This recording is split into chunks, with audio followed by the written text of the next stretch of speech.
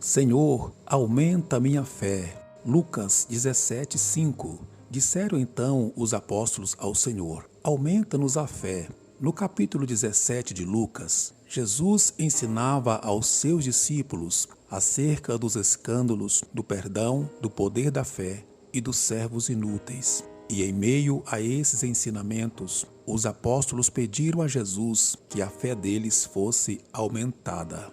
Na vida, muitas vezes sentimos a pressão do trabalho e quando enfrentamos doenças, crise financeira, crise política, problemas na família e muitos outros, geralmente nos sentimos frustrados. Como cristãos, devemos ler a Bíblia para termos o discernimento e pedir a Deus a orientação divina e o fortalecimento da nossa fé.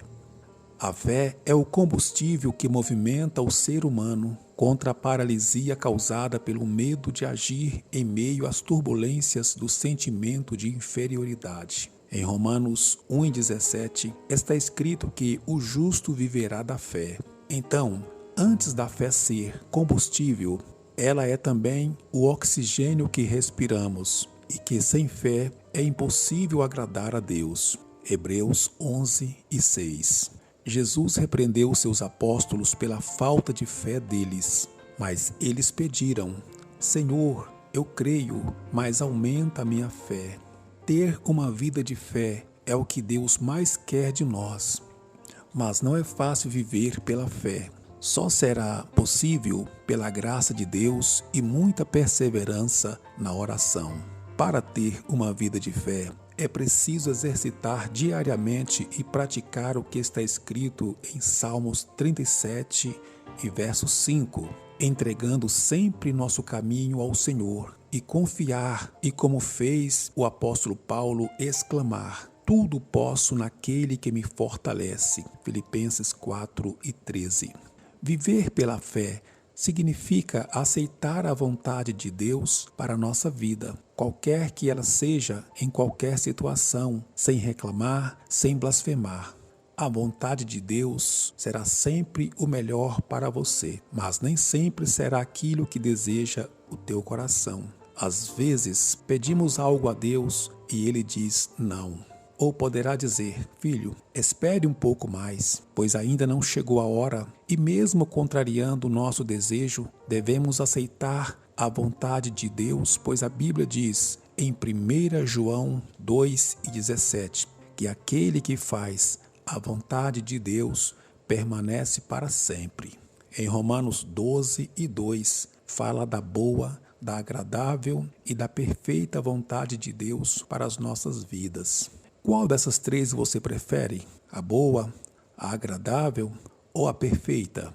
Com certeza, a perfeita será a escolha mais lógica, mas para alcançar a perfeita vontade de Deus é preciso aceitar as condições que estão expostas na Bíblia e, infelizmente, muitos, por não aceitarem, acabam conseguindo apenas a permissão e não a direção de Deus, que seria a plenitude, a vida em abundância, um manancial, rios de águas vivas jorrando da fonte inesgotável. Mas se você tiver fé e colocá-la em ação e aceitar esse desafio, poderás alcançar a perfeita vontade de Deus e viver pela fé na palavra que está escrita em Salmos 30 e verso 5.